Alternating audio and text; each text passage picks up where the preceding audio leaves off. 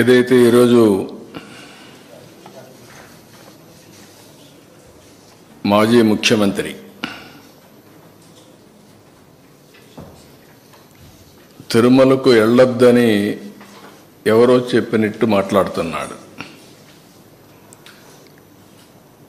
వెంకటేశ్వర స్వామి మీద భక్తుండే ఏ భక్తుడైనా సరే వెంకటేశ్వర స్వామి దగ్గరికి పోయే అవకాశాలు ఉన్నాయి.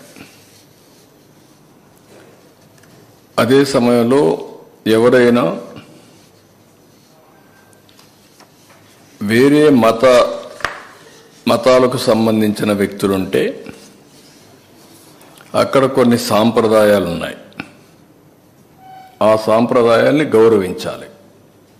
ఇది చాలా టెంపుల్స్లో ఉండే ఆనవాయితీ. ఇక్కడ ఎవ్వరు కూడా ఆయన పోవద్దని చెప్పలేదు. ర్యాలీలు జన సమీకరణలు చేయొద్దని చెప్పాం. ఇటీవల తిరుమల తిరుపతి దేవస్థానంలో జరిగినటువంటి పరిణామాల వల్ల భక్తుల మనోభావాలు దెబ్బతిన్నాయి. ఎప్పుడైతే భక్తుల మనోభావాలు దెబ్బతిన్నాయో భక్తులందరూ కూడా ఆందోళనలో ఉన్నారు. ఆందోళన ఉన్నప్పుడు భక్తులందరూ కలిసి ఒక పక్క ఆర్గనైజేషన్ చేసి రాజకీయ పార్టీ ఈయన పోయినప్పుడు కొన్ని వేల మందిని మేము కూడా మొబిలైజ్ చేస్తామని లోకల్గా ఇన్ఫర్మేషన్ ఇచ్చారు. ఆటోమేటిక్గా ఎలాంటి అవాంఛనీయ సంఘటనలు జరగకూడదనే ఉద్దేశంతో అక్కడ యాక్ట్ ఆఫ్ 30 అంటే 10 మంది గుమ్ముకూడకూడదని తీసుకొచ్చారు.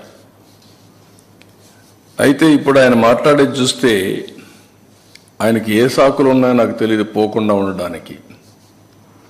కానీ ఆయన ఏదో నిలిపేశారు, నోటీసులు ఇచ్చారని మాట్లాడుతున్నారు. కానీ షో ఎనీ నోటీస్? నేను స్ట్రైట్గా అడుగుతాను, నీకు నోటీసులు ఏమైనా ఇచ్చారా? నిన్ను వెళ్ళవద్దని ఎవరన్నా చెప్పారా? ఇస్తే చూపేయండి మీడియాకి.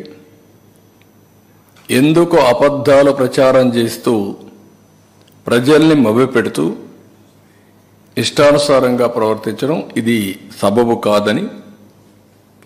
ఎందుకంటే